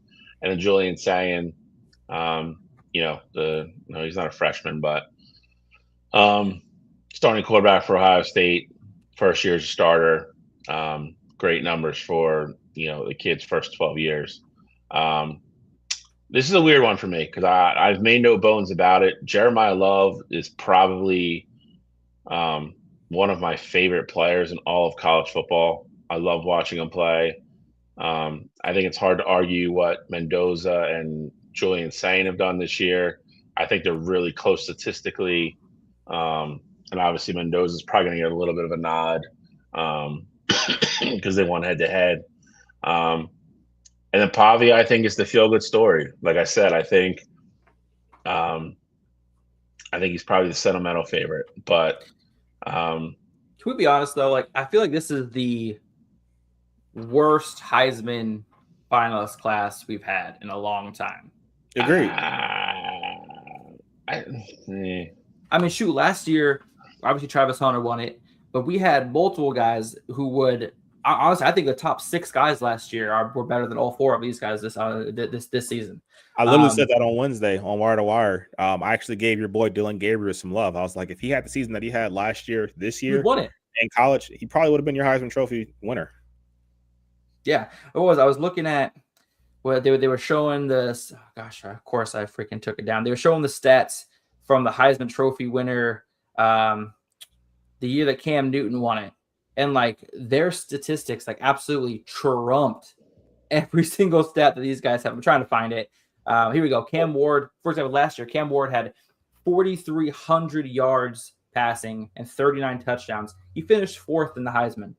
This year's favorite, Fernando Mendoza, is at 2,900 yards and 33 touchdowns. Like, it's just crazy from year to year, the disparity. Yeah. I mean, I think you're looking at two. Like, I think you're looking at 2 of the best quarterbacks in the country, but they both come from very balanced teams. Miami, we talk about Cam Ward and he was great, but I mean, Miami threw the ball, 40, 50 times a game. They didn't ask either one of those guys to do that. We've talked at length about Jeremiah Love not getting the football enough sometimes, and then them resting him other times when they're up big. And then Pavia is probably played the most out of the, all 4 of them. So it's just a weird, kind of, I don't want to say off year, but it happens sometimes. It's definitely an off year. I mean, I think you would look at it like if I kind of break this down multiple ways here, because if I look at it like, who meant the most to their team, I probably would say it's Pavia with what he gave Vanderbilt. If I look at it as, best player on the best team, I look at it like it should probably be Mendoza. But if I look at it as who was the most dominant or the best college football player this year, I look at it and if I had a Heisman vote, my vote would go to Jeremiah Love. I told you guys during the Big Ten championship game at halftime, I was like, the way that both these quarterbacks look right now, and granted, I'm an Ohio State fan, and I thought Sain should have been the favorite going into that football game. But I said during the game, I was like, the way these guys are looking right now, I wouldn't vote for either one of them to go win the Heisman. And it's not necessarily a detriment to them. Like, I get it. Indiana and Ohio State both have great defenses. But for me, you're talking about Heisman moments, and everyone brings up Mendoza and the fact that he led the drive against Penn State and they scored a touchdown. But like, let's not forget the kid had 100-something passing yards, and they were down to a team that ultimately won 6 football games this year. Like, for me, that's not a Heisman moment. I look at it like with Jeremiah Love, we were clamoring at the beginning of the year. They were giving him 12, 14 carries a game, and he was getting, 100-yard games and things like that. And we finally were like, Notre Dame, give this kid the ball. They started doing it, and it felt like every single week he was having 100 yards, 2 touchdowns, like all the time there. So for me, I look at consistency for one, but also just sheer dominance and impact on the game. Jeremiah Love would be my personal Heisman vote this year. Yeah, I mean, I can't disagree with you on that. A lot of people are focusing on his rushing stats. You got 1,372 rushing yards, 18 rushing touchdowns. We also got to forget that he's also part of their passing game. He has, he's got another 280 receiving yards for Notre Dame, another 3 touchdowns there. So that puts up to 1,600 total yards, 21 total touchdowns. I mean, we talked about it all year. For Notre Dame to win, they got to give the ball to Jeremiah Love. And once they started, when they did not do that against Miami game 1, they lost. They started figuring out against Texas A&M that it was a much better game for them. And then the rest of the year, it was the Jeremiah Love show. Obviously, they have Jadarian Price, which was also another, obviously, great back for them. But I think I do agree with you. Jeremiah Love's been the best player week in, week out this entire college football season. And it just sucks, though, because if he does win it this year, like, his numbers just don't compare to how am I blanking his name? Ashton Jeanty from last year. Like, doesn't even blink an eyelash. Ashton Jeanty's numbers from last year. So that's why it's like, if they give it to Jeremiah Love, it's just, dude, I feel like they're in a no-win situation this year. I want Jeremiah Love to win it, but I do think that Heisman Mendoza is going to take it, leading Indiana to their first undefeated season, number 1 Big Ten championship. I think the stats, the numbers, and the story that this season has kind of played out to become is too much for anybody else to overtake Fernando Mendoza. I think he's definitely going to win it this year. With that said, though, I know you had mentioned it. Like, obviously, this year, Mendoza's probably going to be a first-round pick in the draft. Like, I would expect. I would expect that. I do think it's a down year at the quarterback position, but do we think that this is going to be one of the more forgotten about Heisman winners, regardless of who wins it? Like, one of those kind of cracks. This will probably be a trivia question for sure. 15 years from now, because it'll be, it'll. Because I'll be honest, I don't think Mendoza projects as a first-round quarterback for me. Me either. But I just think that's where he's going to go. No, I agree. I mean, we go through this every year with quarterbacks, but I think he's Kirk Cousins. I think he's going to have a fine career. I don't think he's going to be like that guy. I think. Well, would you take Kirk Cousins is probably above his ceiling, if I'm being honest. But yeah, I mean, Julian. I guess we only have 1 year to go with Julian, but you got 2 more years eligibility with him, right? More years of eligibility, yeah, but he's coming out. He's coming out next year, all day long next year. So, I think Jeremiah Love is the surest thing by a mile right now out of the 4 of these in the NFL. I think Jeremiah Love is going to be a very good running back in the next level. And Pavi, as much as I love him, he's I don't know what his comparison would be, but he's not a first day guy. And Julian, we'll see. I think Julian has I think a lot of the tools, the intangibles, and we'll see how he finishes up this year and next year, but it's definitely going to be it's not going to be like you said, like, the Cam Newton year where you list the 4 people right away. They're like, wow, bang, Cam Newton. Like you to get the answer for this year and 10 years from now, like, you're gonna have to list everybody. Then like, oh, that's right, that Mendoza guy won. So it's definitely not gonna be one of the years that sticks out to anybody, I don't think, unless you're an Indiana fan. Who would get your vote, Bill? I've said it before. I think Mendoza's going to win. If I voted for one. As much as I love Jeremiah, he does have a couple. I see what you did there. Stinker games against, some of the better teams he played. I'd probably give it to Pavia. I think one of the 2 you mentioned, he was pretty much everything for that team. I just don't think that the team's success is going to be enough to get him over. To get him over the edge. So if you're telling, that's where I would go. I really like what you said about Diego Pavia. I'd probably give him my vote as well. 1, Jeremiah Love has Jadarian Price in the backfield as well, which helps take some pressure off of him. It was Julian saying he has one of the best defenses in the country, also 2 of the best wide receivers in the country as well. Diego Pavia led his team in passing, led his team in rushing, really kind of fueled the swag that Vanderbilt has now. If he doesn't go to Vanderbilt doesn't have the swag or the momentum. I don't even think that they would have landed the number 1 overall quarterback from Georgia this year if Diego Pavia doesn't go to Vanderbilt. So his impact on the university is larger than just what his statistics are. And for that reason, I think I would give my vote to Diego, but my opinion doesn't change. I think Fernando Mendoza still walks away with it. Yeah, agreed. I think he does as well. But I also think, though, like seems like, Alex, I would imagine you probably have Mendoza third on your ballot because it sounds like you were high on Love there as well. I probably would have Mendoza third on mine as well. I'd have Julian as fourth. And I just flip, Jeremiah and Diego. But I kind of just think that's a testament to where we're at this season. Mendoza's going to win it. I mean, he's on the 13-0 Indiana Hoosiers, who are the number 1 overall seed, and he was the quarterback of that team. But that just kind of goes to show how this season has went. If Notre Dame's in the playoff, are we having a different discussion? If Vanderbilt makes the playoff, if they're the 10 seed, are we having a different discussion now? I don't know, but I do think that factors into it.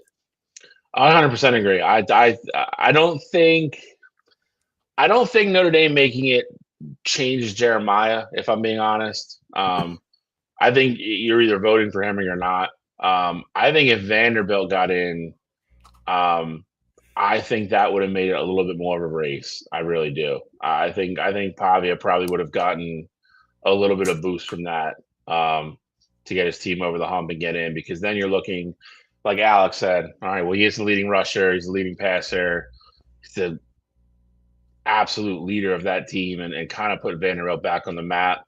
I think he would have got a decent boost from that if he could have got Vanderbilt in. But see, that's the one thing I don't like about it, is because I think we're getting away from the intent of the trophy.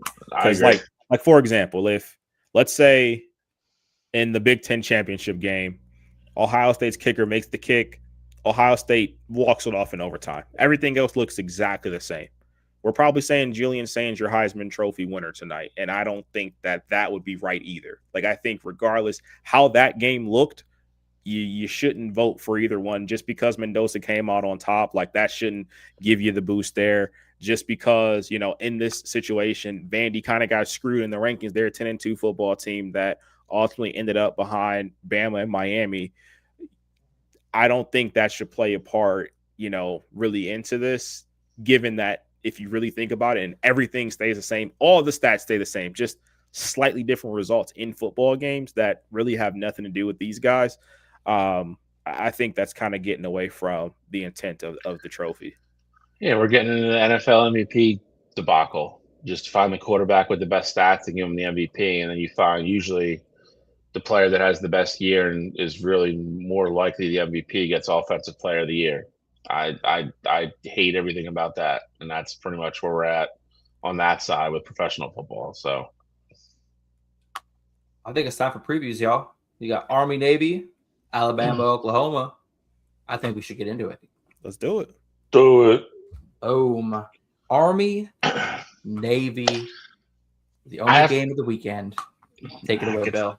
Gets its own weekend as it should. Where is it? Baltimore? I don't even know where it is this year. I think it's in Baltimore. They were running the game ball through Baltimore yesterday. All right, so it's in Baltimore this year. Raven Stadium. I will say this. I would say it started probably 6, 7, 8 years ago, somewhere around there, where they wear special uniforms for this game every year now. It is one of the best things they ever did. I know the Navy and the Army, they both take, some section of their servicemen, and they honor that group, have infantry, pilots, or whatever it is, and they design the football uniforms around them for that year. I love it because since they've started it, I think both schools have had fire uniforms on both sides for every game. Got to get that out of the way. Love it. This is one of those games, again, you look at it right here. Navy's had a really good year. Army's been a little so-so. You think Navy runs away with it. Never seems to happen when these two teams play, mainly because they play the same style of football. So I always just feel like it kind of keeps both teams in the game. But that being said, I am going to roll with Navy this year. They finally kind of got healthy. They played a bunch of I think they played way better competition this year. Is Horvath back today? He's supposed to be. So If he's not playing, then that changes my pick. But I am under the assumption that he's going to start under center. And if he does, I like Navy to win today, and I like Navy to cover. The crazy thing is that this feels like the exact opposite of last year. If you guys remember, Army was ranked. We were having discussions 2 weeks before the season ended about them potentially making the college football playoff. Yep. And then the Army-Navy game happens, and Navy absolutely puts it on them. This year, it's the opposite. You know, Navy's had the special season. Horvath was looking great. Eli Heidenreich has been really good for them, running the ball and also receiving. He's got like 800 yards receiving, which feels like it's unheard of at Navy there. That's a big number. With that said, though, you know, I'm rolling with Navy in this game. Like, I do think it's going to be a position where Navy can put up a lot of points. Like, I see this game, just on paper at least, being a 24-13, 24-10 kind of football game. But just kind of given how last year went, like, I wouldn't be surprised if Army, you know, came out and pulled the upset, just because it makes absolutely no sense. That's just kind of how this rivalry game kind of goes here. But officially, I'm picking Navy. I think they win two score game. I just think their offense is rolling and going to be too much for Army. Yeah, if Horvath wasn't playing, I think Army would be the stronger team here. But with Horvath playing, he's got he's the first quarterback in FBS to produce 1,000-yard passing, 1,000-yard rushing in back-to-back seasons. First one to do it since Lamar Jackson at Louisville, and Quentin Flowers of South Florida in 2016, 2017. Hey, now, I know, right? Pulling him out of the wheel well there. But no, I think Horvath is the game changer. He's been leading this team for the last couple of years, and he is a true leader of that squad. His decision making is there. The improved passing game is, I think, what really puts him over the edge for me this year. Having over 1,000 passing yards, having a guy who has 800 receiving yards for a service academy team that's not Air Force is very impressive. So I do think that the Navy's going to pull this out. The 6.5 point spread. I think that Army finds a way to cover that 6.5 point spread, but that Navy wins. I think it's going to be like a 17-14 type game, 17-16 type of game that comes down to the fourth quarter. And obviously, when Army and Navy play, America wins. So we can't be. I think the combinations of the uniform is fantastic. I'm not sure what the Army one is based off of. I know the Navy one was based off of the 250th year anniversary, I believe it is, of the USS Constitution. if I'm not mistaken, I'm not sure. Bill, I know you might know a little bit more about the jersey. I will tell you right now. Okay. But yeah, I do love how they change the jerseys every single year. I said Navies look absolutely fire. The details in the helmet, if I'm not mistaken, the helmets are hand painted. Each one individually hand painted. It took 3 weeks to paint these helmets. So the care and the attention to detail is definitely going to be there. As an Oregon fan who sees a new jersey combination every single week, the Army-Navy matchup is always one that I look forward to kind of check out the jerseys. So let me see what I got here. Here we go. Yeah, so Navy's 2025 football jerseys draw inspiration from the USS Constitution and the U.S. Navy's 250th anniversary. It features elements like copper-colored logos, rope details with 250 knots, fonts from the 1794 Naval Act, and colors reflecting cannons and hull paint.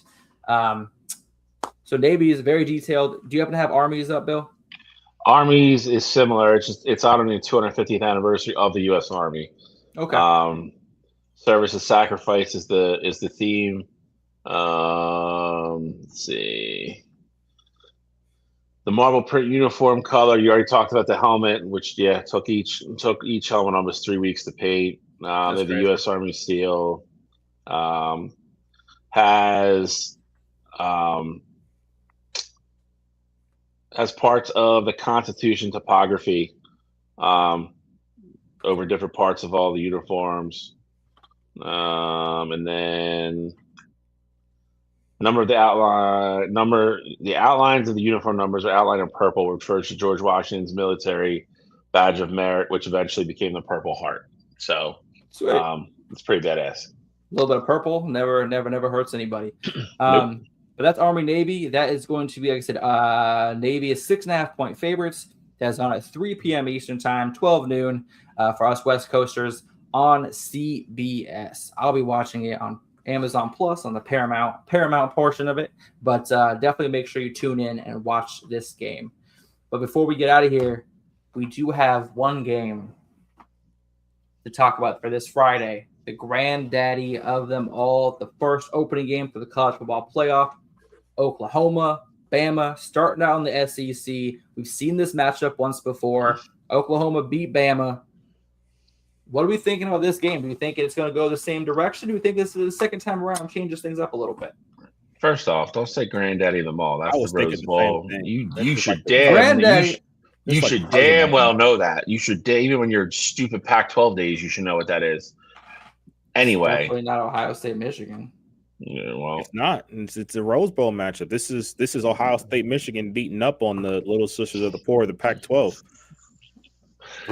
Oklahoma and Bama. There's no Pac-12 schools in here.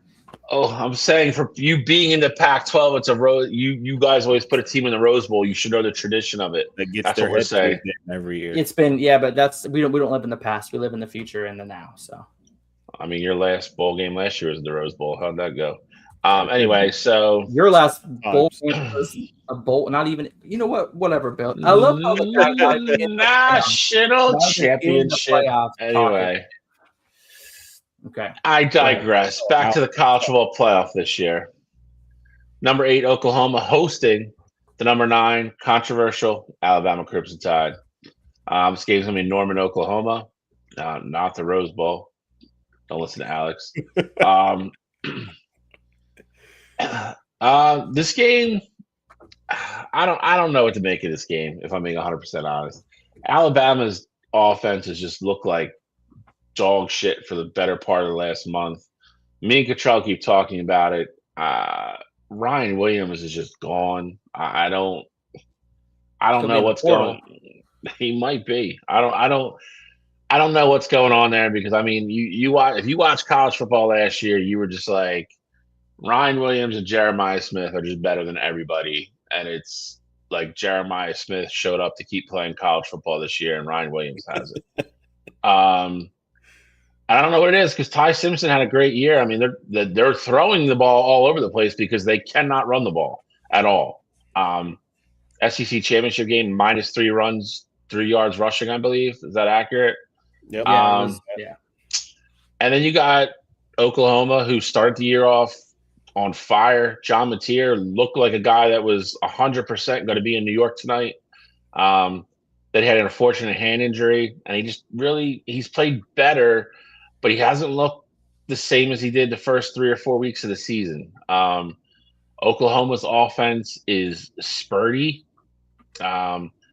They'll look terrible for a quarter and a half, and then they'll put 2 touchdowns on you in 3 minutes.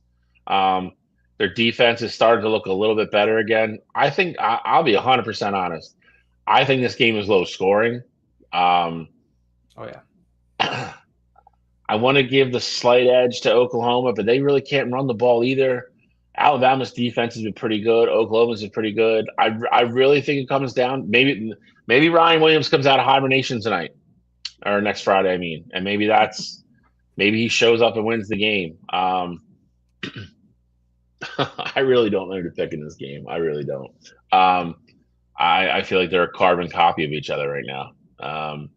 I think it comes down to maybe Oklahoma can run the ball if they sprinkle Mateer in and at least keep Alabama a little bit off balance. I don't know if Alabama is even going to try to run the football. They might just line up 5 wide and say, screw it, we're going to throw it every time. But ultimately, I'll go with the home team here. I really don't have a great feeling about either one of these teams. I'll say Oklahoma wins like 20-17. It might not even get that high. But that's pretty much where I'm at with it right now. Well, I was kind of looking at the numbers back and forth. Obviously, Oklahoma won the first match between these two. Just like you said, Bill, both teams have absolutely struggled running the ball lately. And so really what it comes down to is quarterback play. And from the beginning of the year, I've been up here when it comes to John Mateer. I've had him winning the Heisman. Obviously, his injury kind of thwarted that this season. And then the last couple of weeks, he just has not, actually really since he's been back from injury, he has not looked like the John Mateer that started the season off. And last week against LSU, or last game against LSU on the 29th of November, he threw for 318 yards, but he had 3 interceptions. They almost lost that game. They lose that game. We're not even talking with them being in the college football playoff. He hasn't had a solid rushing game since the game against Tennessee when we had 80 yards and averaged 5 yards per carry. So I want Oklahoma to win this game. With that being said, I think Alabama 1.5 point spread, over unders 40.5. I think Kalen DeBoer gets the monkey off his back per se, wins the college football playoff game. Alabama's coming into this game as the team that should not be here. And I think that in the locker room and on the practice field, that's going to resonate. I think that's going to take over. I think that's going to take over Friday. Alabama knows that they lost to Oklahoma the first time around. Alabama has the most to prove. I feel like Oklahoma's happy to be here. But the schedule they had, especially the closing end of their schedule, the fact that they were able to make the college football playoff is a huge victory for Oklahoma's program. But I don't think John Mateer has it in his legs to beat Alabama by himself. And that's what it's going to come down to. He's going to have to throw for 250-plus yards. He's going to have to run for 80-plus and another score to beat Alabama. And after seeing him the first time around, I think Bama's kind of got the defensive strategy locked in. I think Alabama takes care of business. I think this is like a 21-14, 7-point game. Alabama takes care of business on the road and advances to the quarterfinals. So, I mean, I think you guys both make really good points about, the rushing attack and how both offenses are really struggling right now. And for me, if that's the case, then I look at the other side of the ball where, it will probably matter the most, and that's defense. And throughout the season, Oklahoma had the better defense. I know we're used to Bama being the powerhouse defensively, and they didn't necessarily have a bad defense this year, but Oklahoma's defense was better. And to me, they were clearly better. The way that they're able to get after the quarterback and the way that they're able, well, especially in the first matchup against Bama, the way they were able to force turnovers in that matchup, I do think it's going to be important. And so, if you're talking about a game where points are going to be at a premium and you don't think both of these teams are going to be able to put points up on the board, I'm going to go with a team who I think is going to be able to get more stops defensively, and that's Oklahoma. Look, I ultimately think with Mateer, Alex, you bring up a good point as well with him struggling to run the football there. I think a month, well, not a month, but a couple weeks off will actually do him some justice. I think with his injury, with the offense really just not being in stride there, and then ultimately as well, the defensive side of the ball, their best player had been in and out of the lineup with injury. I think as a whole, this extra week off will benefit Oklahoma more. And on the flip side of it, I just think with Bama's offense, they are just, I mean, you talk about a team that has no identity on that side of the ball. For me, I just think it's too pertinent. Jam Miller has been in and out of the lineup with injury. Ryan Williams has played in all these games, but he's been a ghost. You have Bernard, who's been a number one receiver for them. But if you're Oklahoma, why not just key in on him? So for me, I just think all signs point to, a little bit of the same thing happening from the regular season matchup. Lower scoring game. I like 21-16, 21-17, but I like Oklahoma to pull out a close football game. There we have it. And obviously next Saturday when we're back on the show, we'll recap this game and then preview the other 3 college football playoff matchups as well. But I think that kind of puts us into the final eliminator mountain. And then I think we're out of here. This should be easy. This should only be. And I thought that as a celebration for this year, we should look at all of the teams that we lost along the way this year. So I have built a shrine to the teams memorial to the teams that we thought might have had a chance, but ultimately did not make it to the summit. So we need sad music. It's kind of tragic that Notre Dame's got a tombstone. Like, obviously they deserve it, but like I feel like Notre Dame's not even dead. They're kind of just stuck on the mountain with no ride back home. Well, Notre Dame's boots are green, so they're staying there. Green boots, literally. But yeah, it's a little celebration. Same thing with BYU. I feel like they're just like they're also obviously not in the playoff, but I feel like Notre Dame and BYU are in positions where they're probably still alive on the mountain, but they probably wish they were dead. Like I just feel like they're just not enjoying themselves on the mountain. And now the final Eliminator Mountain with a little bit of Bruce Buffer action. Let's get ready to rumble. It's the wrong one, man. God Who damn, bro, you doing? What'd I do? Bruce Buffer does not say, "Let's get ready to rumble." Oh, what did he say? It's time. Oh, my bad. Whatever. Got the wrong buffer, man. Who does the? Oh, it's the other buffer that does that. That's right. Correct. It's the older That's buffer. Right. Older buffer. I forget that there's two of them. They look so similar. I forget that they are brothers. They are brothers. It makes sense. See, this is how you know I don't watch boxing or UFC like that. You know what I mean? Like that's how you know. But hey, either way, we got the final Eliminator Mountain. Just how we called it at the beginning of the year. Tulane, JMU, just how we saw it happen. So, well, Alex, to your point though, you were one that had Tulane in your preseason bracket. Maybe next week I can put that together so we can see how far we were off from preseason to where we are now. I did have Tulane in there. I like that Jake Retzlaff move from BYU to Tulane. I thought that was the perfect little improvement at the QB position after they lost Darian Mensah. I thought that was a great little pickup. So yeah, I did have Tulane, but it was a little rocky getting here. I'm not gonna lie. Isn't it kind of weird that Mensah's kind of the reason they got in, and yes, he could have stayed at Tulane and played in the playoff instead. Very weird. I also don't know if they get into the playoff with Mensah though, because Retzlaff has a little bit of a better scrambling.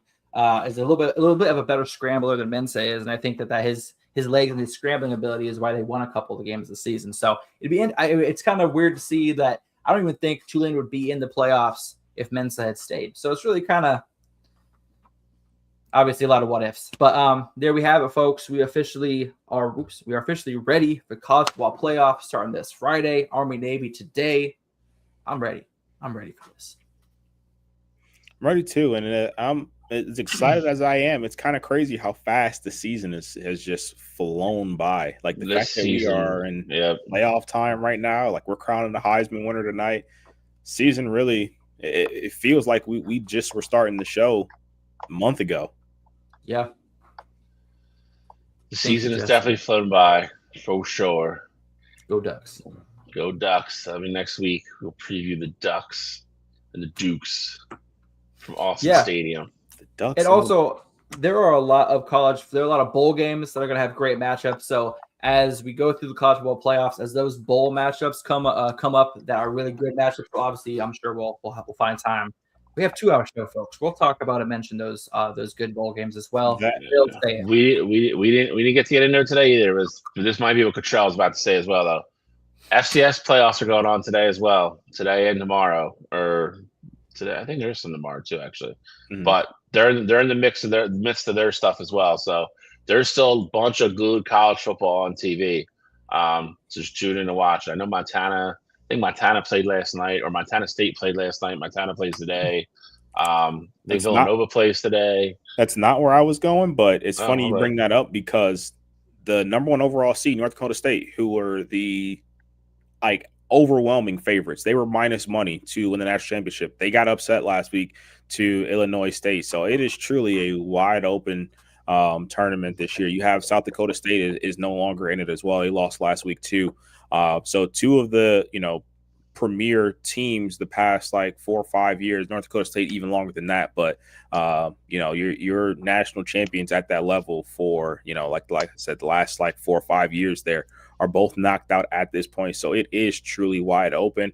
The point that I was going to make, though, is that we will have Bowl Mania up and running. I'll get it together. I'll put it out there on the Facebook page. I don't know if we're going to do any prize or anything, but we definitely want people to hop in, see how we did, and we'll probably figure something out along the way there. But that will be coming this year as well, so keep it on your radar. There we go. I'm excited for College Bowl Mania. Well, I think one of us has won Bowl Mania the last 2 years we've done this. Believe so. I got it 2 years ago when Michigan won it all. I got billed by one game. Yep. That was the year I forgot to fill out the first four games. Yeah, it was. That's funny. And you still almost won. Yep. I know. Dominant. Dominant. All right, that is it. We are good. It's a great show. Lots of fun. And then, like I said, we'll be back next week with kind of the meat and potatoes of it all. First round on-campus games. We'll recap whatever happens in Norman on Friday night. 3 more previews. Maybe Michigan will have a head coach by then. I hope so, because there's drama I cannot deal with for another whole freaking week. And whatever else happens, it's been definitely a college football season that's not lacked, in terms of news and things being exciting and making headlines. So it's a good thing for the show. So, any closing remarks, gentlemen? It's the Flint, Michigan Mega Bowl. Is there a bowl game tonight? I think there is. Bowl game tonight? I think it doesn't Boise play Washington tonight? No, that's next week. Are next you Saturday. Sure? Yes. I was just looking at the games today. Yeah, Boise State. Oh no, there is 5 p.m. right now. The Prairie View versus South Carolina State is playing right now. It's just about to start. The Cricket Celebration Bowl, and then the Bucked Up LA Bowl. Boise State Washington is today at 5. Well, technically, the first one is an FCS. Both of those are FCS schools, so we'll make sure we football. Get for football. Sure. We'll make sure we get a Bowl Mania up and running before tonight kicks off. That's for sure. 4.5 hours. Oh boy! Boys, all right, gents, we're out of here. We'll see everybody next Saturday morning. Absolutely.